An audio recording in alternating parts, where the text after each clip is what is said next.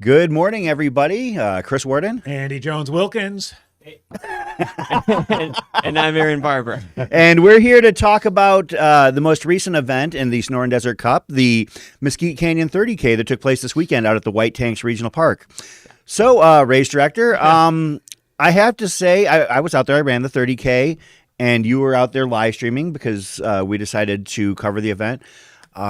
I couldn't have asked for a more perfect day to run out there. Oh, it was beautiful. I couldn't say that for setup the day before and horse marking, and then Thursday. We got the raw end of the deal on the weather but race day was ideal. Yeah. Of course, you were out there, and it was windy and rainy and pretty harsh. You know, I mean, we don't encounter that very often in the desert. Right. But, you know, as we always say, whenever it's been months since we get it, we need it. So Yeah. It was lovely. It smelled, had that desert post-rain smell, and the course was soft but not wet. It was, I think it was just a perfect day. A Chamber of Commerce day out of there. It was. Yeah, like I was out there. It was my second year in a row running the 30K, and last year it was hot. It was gnarly. I mean, like when I get up onto the top of Goat Camp, I was pretty miserable. But this year, the weather was just, nice, gentle breeze, the creosotes, the smell, like, it was idyllic trail running for, what we're used to here. And impressive. Another one of these races with over 500 participants, everything from the 50-mile down to the kids race and everything in between. It was just a wonderful festive day out there. Yeah. So all in all, how did the day go for you as the race director? Oh, this was a really smooth one. So there's sometimes you'd deal with hiccups. Sometimes they're bigger hiccups. This one was on the smaller side. So if I'm bored on race day, that's usually a good thing. I was pretty bored. So. Yeah, I thought everything went really smoothly out there. The aid stations were on point, well stocked, despite the remote nature of some of those locations, as we mentioned. So one of the things we talked about beforehand was the water hike. Did you get enough water hiked up out to the aid station? I ended up taking 5 trips myself. So I didn't feel comfortable with the number we did with the volunteers, so I went back out on Wednesday and hauled a couple more aquatainers up. So did you have any other help with you doing this, or was it just you? Staff. Okay, good. Yeah, she was up there helping. Good. And you were out there live streaming. Yep. What was your takeaway from the day? I prefer having a partner. It's a lot of talking, just me, but no, it was great. It was a lot of fun. We had Michael Carson on the drone, and he's brilliant at that. We had some great bike cams out there, some follow cams, really good shots, both in and around the start-finish area as well as some of the more remote areas. So it was good coverage on a race we've not live streamed before. So you never know how that's going to go, but it was great. Nice setup. We had the area, like we have in some of these other races, just right past the finish line. So for example, getting the post-race interviews with the podium finishers for both races was just really easy. It was just kind of people flowing by constantly. It was just great. It was really fun and enjoyable. And I wasn't quite as cold. Adam did give me a sleeping bag, but it was a single puffy day for me, not a double puffy. So that's always good. Spring is coming. I have to say, and actually that's an excellent point, that this was the first time we had live streamed a race out at the White Tanks. And so a lot of people that maybe weren't familiar were able to see it. So you can go back and watch the live stream, those of you out there that would be interested. I mean, it's got some interviews, it's got some course flyovers, it's got coverage of the races itself. I think it's actually great content. And also, I know that Jamil and the team were out there filming, other things that were going on. Obviously, the talk of the day was not the 30K. It was Jim Walmsley and Eric LaPuma like shredding the 50K. Yeah. But and we'll probably circle back around to that. But our focus today is the 30K, the race in the Sonoran Desert Cup, and mostly familiar names with one tremendous outlier, I could say. We'll get to that in just a little bit on the women's race. We had the women actually showed out and did very well. 3 of the top 5 overall. Yeah. And 4 of the top 7. Nicole Hansen takes it down, Aravaipa Racing Team. Devin Nyhill, who we discovered at Cave Creek Thriller, finished second, and Bree Grigsby finishing third, another Aravaipa Racing Team member. So, familiar faces on that on that podium. Yeah, so. Nicole really ran steady. It was fun to see her kind of plow through both the women's field and the men's field. Abby Tuomi, who ended up fourth, was kind of an early rabbit going off the front, but sort of moved back during the second half of the race on the big climb up to Mesquite.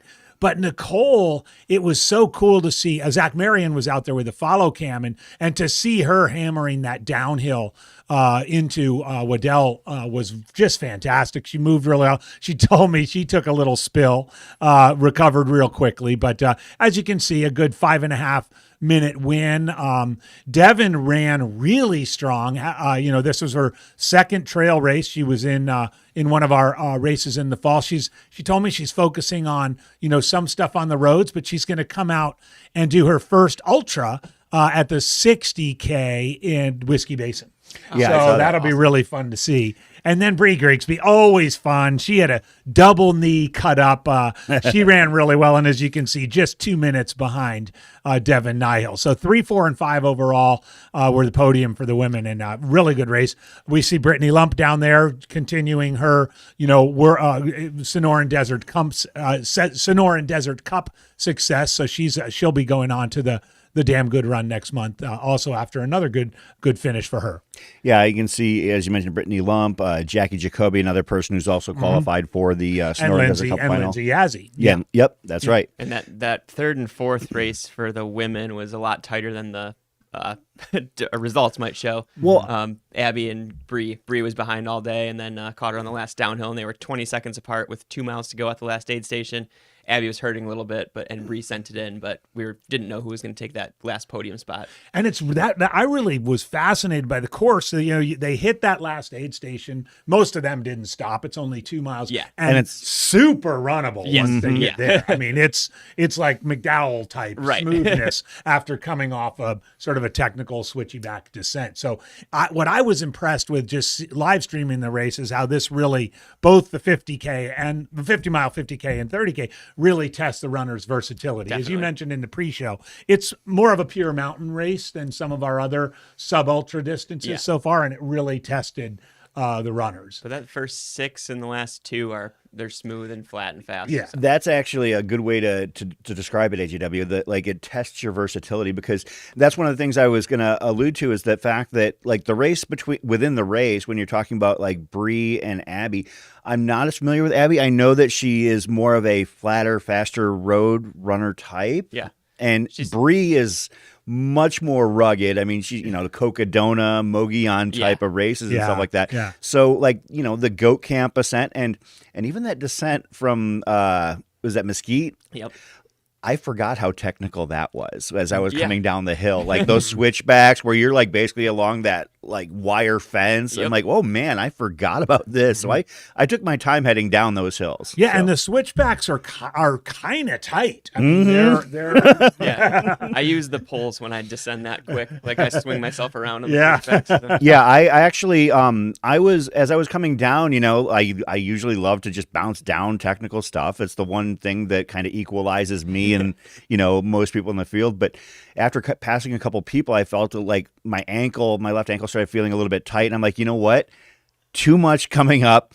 Got it. And so I hiked it in the rest of the way. Even when we got to the bottom, my ankle was still feeling a little bit tender. So even that runnable part, I barely came above a shuffle just because I was trying to play it safe. Yeah. But that race really does, as you said, it has it all. Yeah. You know, so. And we'll talk about the 50K in a bit, but you throw in Ford Canyon in the 50K, and that's a whole different level of technicality through there. Yeah. I saw some of the pictures of that, and I'm like, I saw some of the film, and I'm like, no, I'm good with this. Yeah. Jamil got this one great shot of Eric LaPuma coming right up to one of the white tanks, and he just puts the brakes on and looks over there. It was awesome. It's some of that footage, and you can go and see it on social media. You can see it on the Aravaipa channels, but Jamil and the team did an excellent job of providing shots of a race and an area that really hasn't gotten a lot of visibility. Mm-hmm. I mean, you see the McDowells, at Javelina every year, and you'll see other, parks and everything like that. locally and regionally other parts. But the white tanks, as I mentioned, this being the first time that we've had a race live streamed out there, I think hopefully opened up a lot of eyes. And I'll be honest, like, it's not my cup of tea because it's just too damn technical.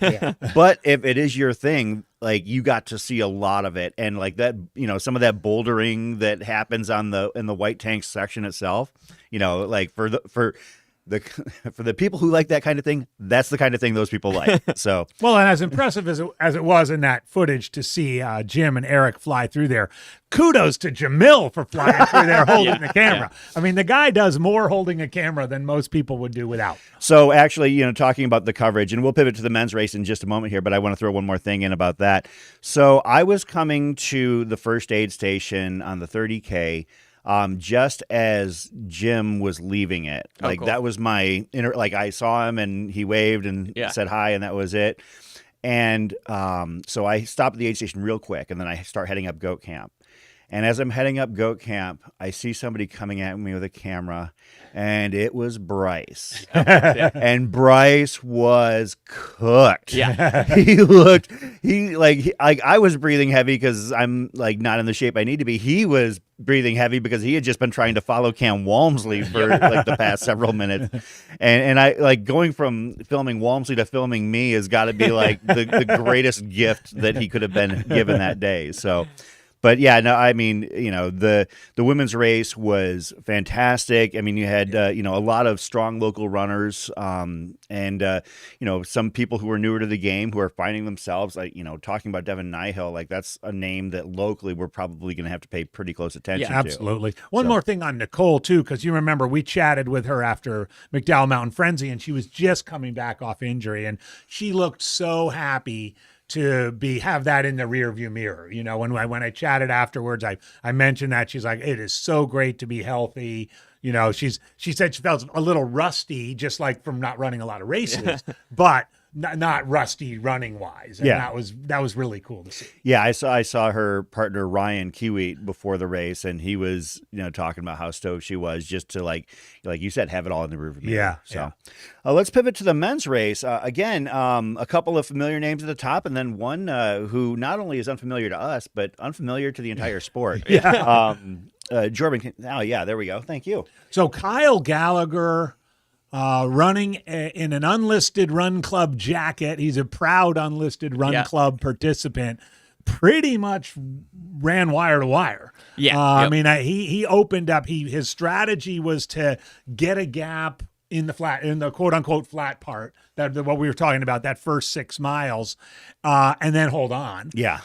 He also did tell me kind of his big tune-up was going for the segment on Tom's Thumb out in the Sonoran, which is of course a Jim Walmsley segment out there in the Sonoran Desert Preserve in Scottsdale, but just ran, kind of got that 4 to 5 minute lead and just held it over Kurt Houghton. Kurt Houghton, I think, Aaron, you can help me. I think he had 2/4. Maybe more than that. Maybe more than 2/4, because Aaron got a big old jab into Kurt when he was doing the podium, because Kurt finally made it to the podium. He had several fourths, but he was really happy with his second. And then Tony Horegi, I hope I'm pronouncing it correctly, 6th place overall. He was in the mix with that women's podium race, kind of the whole second half of it. And what made my interview with him so much fun is I kind of did the "Who are you?" type of thing, kind of like we were doing with the guy at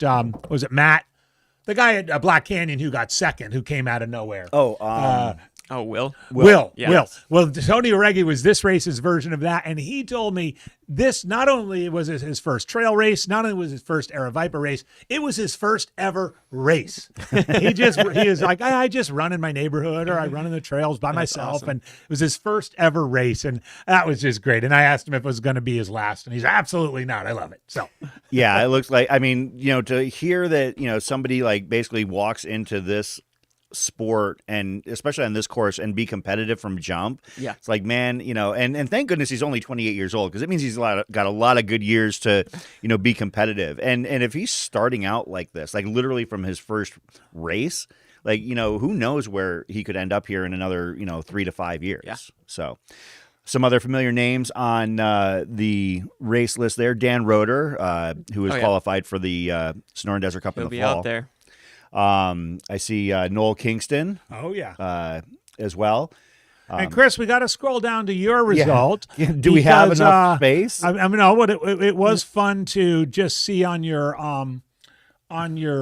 Strava that this time your time of 5:10, and I did see that you actually made pretty quick time coming down the descent. I know you were worried about falling, but 76 minutes faster than last year. Yeah. Is that right? Yeah.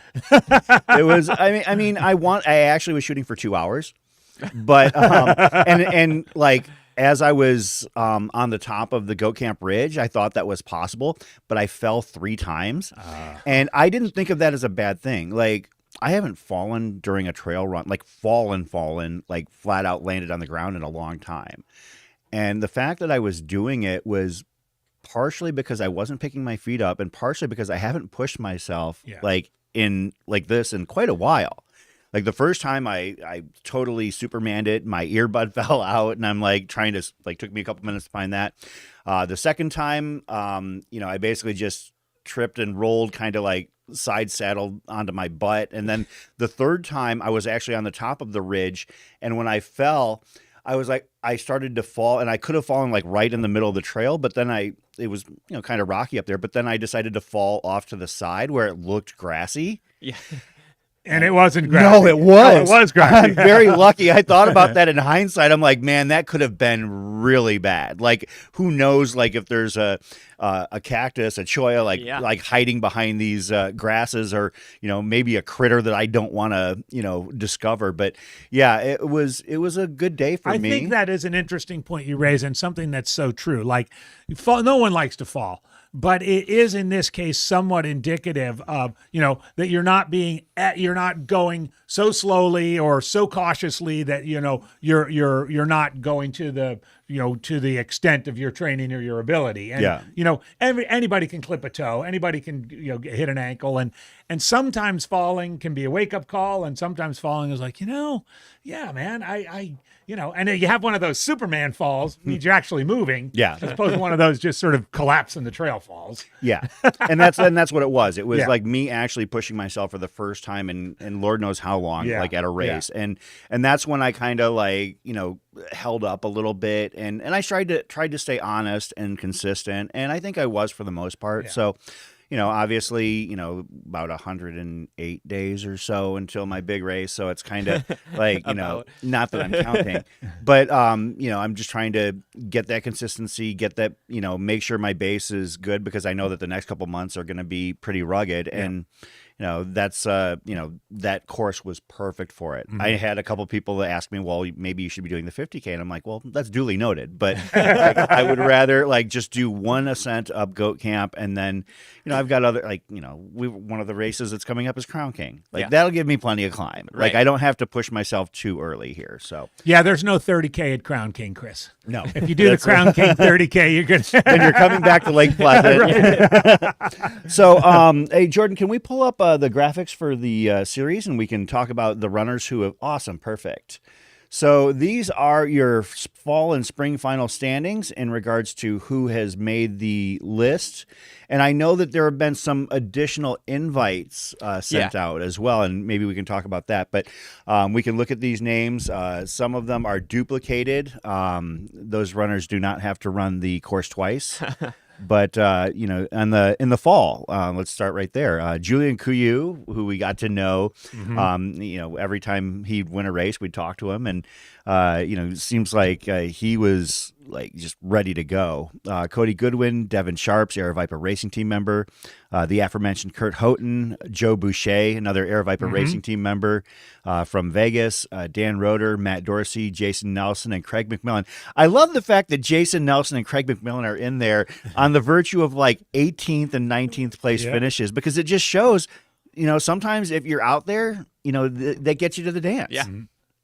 On the and women, cool to see too on the I'm going to jump to the men in the spring series. Nathaniel Chan jumped in and got 2 results right away. Yeah. Both races in January. We talked about Kurt already. Michael Barbans? Michael Rabani. Forgot my glasses at home, everybody. Michael Rabani, good finish there. Bradley Zartman and Jason Nelson. So a good little pack of 5 there coming in from the spring series. actually, I didn't even notice that. Look at the improvement that Jason Nelson made from series to series. Yeah. In the look at that. fall, he had 6 points over the course of 2 races, and in the fall, he had, or in the spring, he had 22. So that means going from 19th, 20th place in multiple races in the fall to, maybe about the 10, 12 range in the spring. So maybe Jason Nelson, if he keeps moving up, we might see him do some things that's at the Damn Good Run race. On the women's side, Megan Kupras actually has qualification for both of the series. Is Megan going to be racing Damn Good Run, though? I don't know, because she just moved up to Tacoma, Yeah. Washington. Yeah, I just heard that. She just recently moved. She might have to come down though. Her career has taken her in a different direction, and I know that she's already talking about how she can't wait to come back to the desert. But we don't know. That'll be kind of a big question mark because the Megan Kupras Nicole Hansen duel at the top would be interesting. That's an equalizing course for them too. I think because they're fairly different runners in my mind, or with Megan being more the flat and fast and Nicole being more apt for the mountains. But this would be a good tiebreaker. Yeah. Again, some names that we've seen throughout the series: Lori Stillwell, Diana Segrist, Jackie Jacoby, Teresa Moraski, Lindsay Yazzie, Holly Boyd in the fall, and you add to that Tiffany Stroud, Christina Wamsley, Megan O'Connor, Charlotte Lees, and Lindsay Mastery. So the field is filled out on the women's side for the spring, which is cool to see, with this being the inaugural Sonoran Desert Cup. And so these are the only runners that are eligible for the Sonoran Desert Cup Championship. Correct. But we did invite some We're trying to load it up. other people to some other runners who have had success at races in the series have been invited to the Damn Good Run 26, perhaps that are not eligible for the Sonoran Desert Cup Championship. Aaron, you want to maybe highlight a couple of those or talk to, maybe the process behind deciding to do that? Well, Bryce was kind of behind the scenes on that, sending out just local elite invites, but we've got people like Elsa McDonald. I know Ryan Kiewit got an invite. People like Kyle Gallagher that have run races and done well, but didn't run 2 in the same season, so wouldn't be eligible for the Cactus King title, but we'll be out there racing for still the win at the Damn Good Run 26K. Yeah, let's Jordan, let's go to my screen here really quick, and we'll go over some of the men's field for the series championship, of course. While those runners that are invited aren't eligible for the Cactus Cup Championship, they might throw a wrench in other people's plans. Yeah. So, but Julian Couillou, Matt Dorsey, Roy Pearson. I can't remember which race Roy ran, but he won it. He torched it. Roy's he's older than his fellow competitors, but yeah, he's got wheels still. You mentioned Ryan Kiewit. We see Joe Boucher Michael is Tom registered. Shaney, he might be the favorite right now. Really? He's Tell me about Michael Tom Shaney. ex-triathlete, but he just ran Copper Corridor 50K in 3:48. Oh my! So he's got wheels. So. Ryan Kiewit, as we mentioned, getting an invite. We see Joe Boucher, who is qualified. Kurt Houghton. So we're gonna have Craig McMillan, I believe, is qualified as well. So we'll have a pretty solid field. Oh, I see John Bullock is in the race. And the invites are still out too, so we're awaiting people to accept them. So we'll see who gets in there. Take a look at the women's race real quick. So Megan Kupras is registered, and as you can see, no stranger to the 26K Damn Good Run with 3 finishes. Yeah. So I would assume probably 3 wins, but yeah, you can see the race. The people who are registered. I know that Nicole Hansen is almost assuredly going to. She's confirmed being there. So okay, Brittany Lump, Lindsay Diepold, fast local runner. Yep. Very fast local runner. Teresa Moraski, as we mentioned, Lori Stillwell, Carmen Enns, actually another runner. I haven't seen her race in quite a long time, but she's a pretty solid runner as well. Any other names that Let's stand get out to Devin. you? Let's get Devin on that list. Come on, Devin, if you're watching, sign up. We'll get her an invite. It's For just- if the invite's not there, it'll get sent out. It's She's just definitely it's, on that it's list. just a week before that that whiskey basin. You'll have a blast. You can see Holly Boyd, Lindsay Yazzie. I know that Lindsay Mastery is there. She is right there. Yep, at the there she bottom. is. A couple of finishes So, of this race in the past. Yeah. Yep. So that's what we're looking at for the Damn Good Run. I'm sure we'll do a full, proper preview once it gets closer. But all in Elsa all- is running. She's confirmed as well. Oh, that's nice. great. She's She's not on there yet, but And I got Elsa's the done a lot of the, not necessarily our Sonoran Desert Cup distances, but a lot of the series races. Yeah. Both in the spring, fall and the spring. And when she ran the 50K this she ran weekend, the 50K this weekend. she Yeah. passed me heading up the hill. Yeah, Yeah. she was third or fourth overall. Yeah. She was up Oh, there, yeah. It was. Yeah. She was fourth. She was the fourth person from the 50K to pass me, Okay. heading up Goat Camp. So, yeah. No. All in all, with this being the inaugural year of the Sonoran Desert Cup, like actually tying all of the events together as a series, Aaron, how did it go? I liked it. I think there's tweaks to be made. It was going into it. We were on a time crunch to figure out how the points were going to work, but I liked how the scoring worked. It was simple like that. I liked how it's just like place based instead of time based. Where in the dirt series standings, we're going off like percentage of a winner's time, and you cross the line, and you kind of don't know how many points you just scored. But I like the fact that I remember if you that. finish in fourth, Yeah. you know how many points you're going to get. Yeah, no, that's actually a good point because for those unfamiliar, the old DRT series, the way it was formulated was basically if you finished first, you got 1,000 points for that race, and it would be like you said, a percentage. Like if you finished X amount behind, you would get this many points. And there were times, for instance, when I was doing some of those circuit, like I would finish like fifth or sixth or something like that in the shorter series, and I would get like 850 points or something like that because I finished like 90 Closer seconds to the behind, lead, yeah. like on the 6K at Cave Creek Thriller, for example. But then like I would finish like 4 minutes behind at McDowell Mountain Frenzy behind the front, and I would only get like 600 points or something like that. It was kind of wild how that worked out. But like with this being a competitive series, I think that it works out much better. I think so too. And that's going to be a fun race at the Damn Good Run. It's a Sunday run, April 6th, not April 5th, out at Lake Pleasant. And we'll do a pre-show the week before and talk about the course and see how the field takes shape with these extra invites that are going out. Definitely still some have a time better for idea that of it to by shape then. up. Yeah, and we'll be doing a live stream of the race, the Sonoran Desert Cup Championship. Also, I actually have a question, and you might know this. I was kind of concerned about our coverage of Damn Good Run. Like, are we going to be able to have drones out there?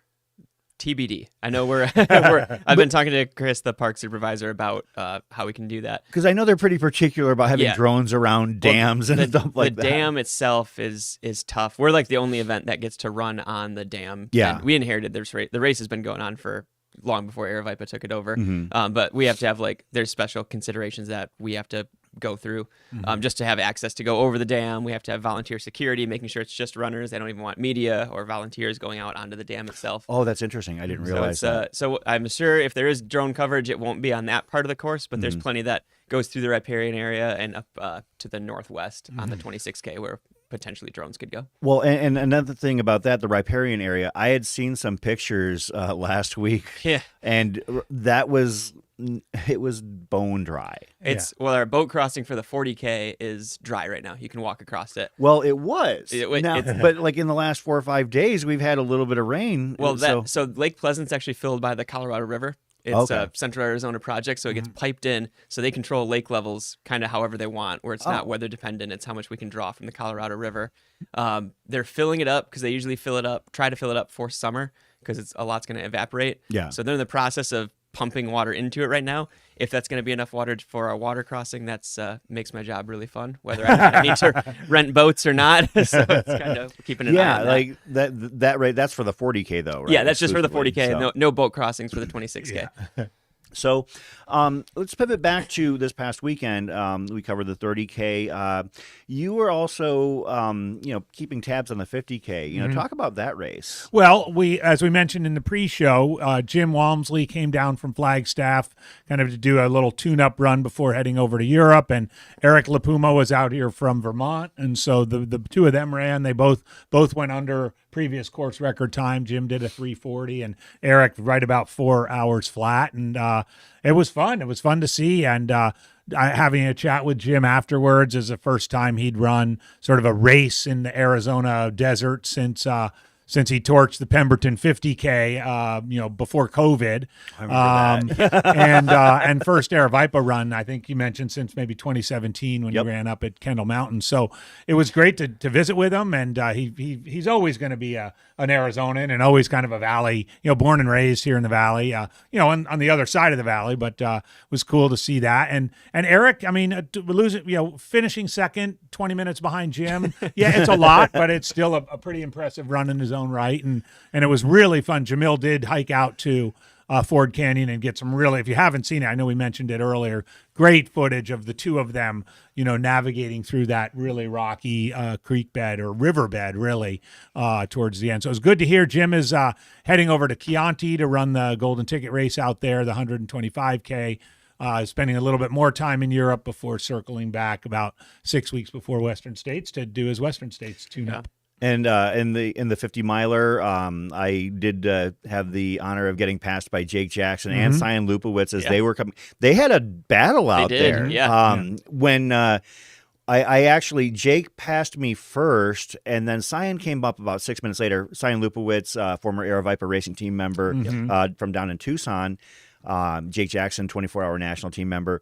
And Cyan comes up and he's like, how far back am I? And I just pointed because I could see Jake on the other side of the climb where it's kind of that wraparound on Goat Camp.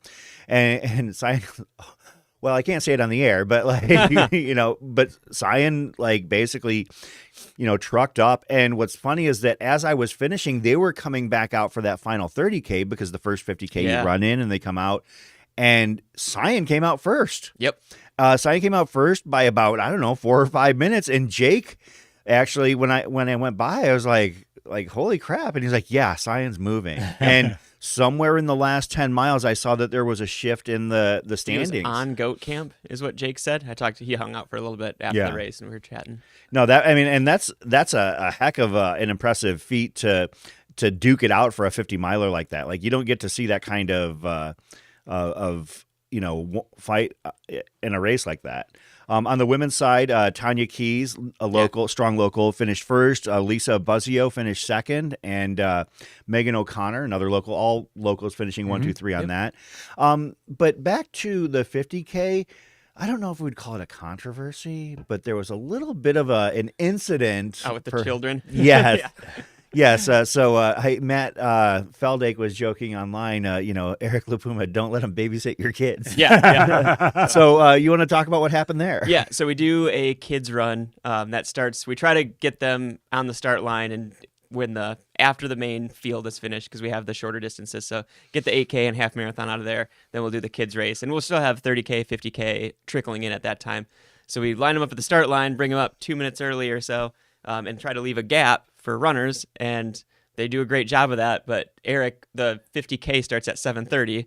The kids race starts at 10:30 or 6:30 to 10:30, exactly 4 hours. Exactly 4 hours. Right when Eric was finishing. So as I start counting down, the kids get more excited and kind of merge into that lane. And I said 3, 2, 1, go, and one kid ran right into the lane as Eric was sprinting in to try to break 4 hours. He tried to hurdle the kid, kind of clipped him with his thigh. The kid went down. Eric missed it by 2 seconds. I think that makes for a better story, though. Oh yeah. Well, and to his credit, Eric was so gracious online.